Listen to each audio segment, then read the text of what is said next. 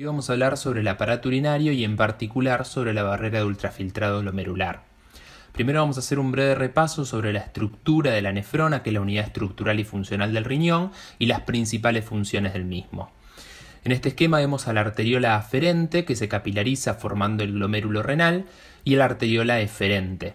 Rodeando el glomérulo tenemos a la cápsula de Bowman, que conjuntamente con el glomérulo forman el corpúsculo renal, y el sistema de túbulos formados por el túbulo contorneado proximal, el asa gruesa de Henle con sus ramas descendente y ascendente, el asa delgada de Henle, el túbulo contorneado distal y el túbulo colector, que como sabemos no forma parte de la nefrona y varias nefronas van a drenar en él. Teniendo en cuenta las funciones, sabemos que las principales son la eliminación de desechos metabólicos, la regulación del medio interno y del estado ácido-base, y todo eso lo va a lograr a partir de la filtración, reabsorción y excreción de sustancias de la sangre. Además tiene funciones endocrinas, como por ejemplo la secreción de eritropoyetina, que aumenta la síntesis de glóbulos rojos a nivel de la médula ósea, la activación de la vitamina D, que participa en el metabolismo fosfocálcico, y la secreción de renina, que regula la presión arterial y la concentración de sodio en el organismo. En este video vamos a centrarnos principalmente en la filtración, teniendo en cuenta que vamos a hablar sobre la barrera de ultrafiltrado glomerular. Es un tema bastante teórico y además sus componentes están dentro de la ultraestructura celular. Así que de todas maneras traté de buscar algunas microfotografías para que puedan verlos. Así que vamos a ir desde la microscopía óptica hasta la electrónica y vamos a ir charlando de los componentes, las funciones y la importancia clínica y biológica de esta barrera. Comencemos con una imagen a microscopía óptica con objetivo de seco fuerte. En el esquema de la izquierda vemos a la arteriola aferente, que se capilariza formando el glomérulo, y a la arteriola eferente.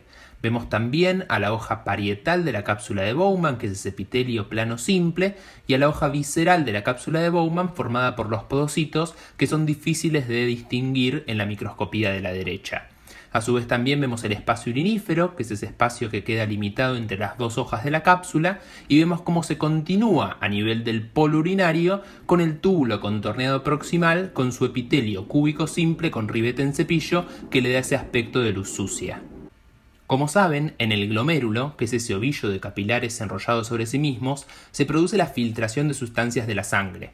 Vamos a hacer un poco más de aumento en los capilares para ver cómo es esa barrera que tienen que atravesar las sustancias.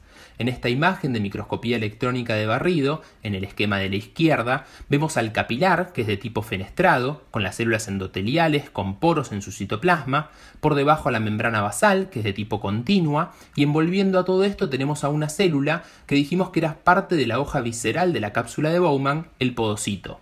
Fíjense que emite prolongaciones citoplasmáticas gruesas, primarias, y a partir de estas surgen secundarias más delgadas, que son los pedicelos, que envuelven a modo de dedos toda la extensión del capilar glomerular.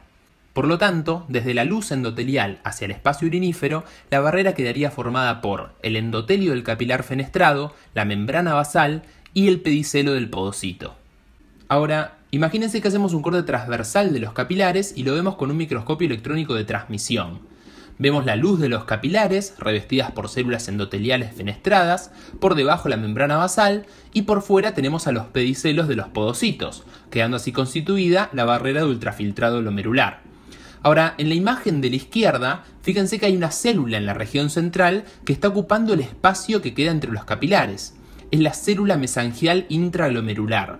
Antiguamente se creía que era solamente una célula de sostén que formaba parte del estroma, pero aunque no es componente de la barrera de ultrafiltrado, fíjense cómo la membrana basal la envuelve también a ella y cumple funciones de regulación del flujo de sangre que pasa por los capilares, porque tiene función contráctil, además tiene funciones fagocíticas y también secreta factores de crecimiento y interleuquinas que modulan la respuesta inmune.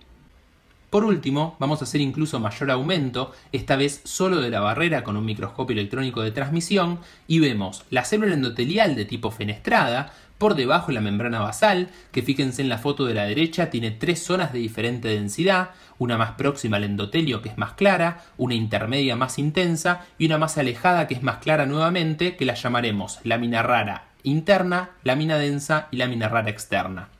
La membrana basal de la barrera de ultrafiltrado es una estructura bastante compleja y gruesa. ¿Por qué? Porque está formada por la fusión de la membrana basal de las células endoteliales y de los podocitos, porque ambas son células epiteliales. Tiene grandes concentraciones de colágeno tipo 4, glucoproteínas y glucosaminoglicanos, y estos últimos son los que hacen que pueda verse con microscopía óptica con técnica de Paz. Lo último que vemos son los pedicelos de los podocitos y así queda constituida la barrera de ultrafiltrado. Fíjense el espacio que queda entre pedicelo y pedicelo, es lo que conocemos como hendidura de filtración. Tiene un tamaño aproximado de entre 20 a 25 nanómetros, pero esto no quiere decir que todas las sustancias que tengan un tamaño igual o menor a este puedan atravesar la barrera. ¿Por qué? Porque esta hendidura está revestida a su vez por un conjunto de proteínas, entre ellas la nefrina y la caderina P, que forman el diafragma de la hendidura de filtración. Este diafragma, conjuntamente con el resto de los componentes que estuvimos charlando que forman la barrera, solamente permiten el pasaje de sustancias que tengan un tamaño menor a 3,5 nanómetros, o lo que es lo mismo decir, 70 kilodalton. Pero además del tamaño, tienen que tener una carga eléctrica correcta.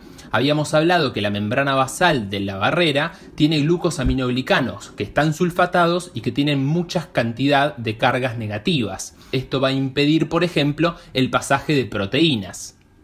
Por lo tanto, además de los tres componentes básicos, que son el endotelio fenestrado, la membrana basal y los pedicelos, hay también otros componentes que regulan, según tamaño y carga, qué cosas pueden y qué cosas no pueden pasar. Y si por ejemplo se filtran sustancias que son importantes para el organismo, el sistema tubular las reabsorberá, como pasa por ejemplo con el sodio, que el 60% de lo que se filtra se reabsorbe en el túbulo contorneado proximal, o con la proteína más abundante del plasma, la albúmina, que tiene más o menos 69 kilodaltons, casi lo necesario para que pueda atravesar la barrera, pero gracias a las cargas negativas de los glucosaminoglicanos de la membrana basal no pueden hacerlo. Por eso es que normalmente no tenemos proteínas en la orina. Ahora bien, hay muchas enfermedades que afectan la barrera de ultrafiltrado glomerular. Para poner un ejemplo muy frecuente, la diabetes. Al dañarse, lo primero que notamos en el análisis de orina de nuestros pacientes es albuminuria. ¿Qué significa albuminuria? Presencia de albúmina en la orina. Es un signo precoz de daño de la barrera. Quiero que entonces se queden con estos tres conceptos.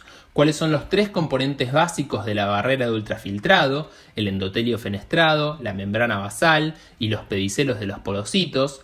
La función de filtración selectiva según tamaño y carga de las sustancias y la importancia clínica que tiene.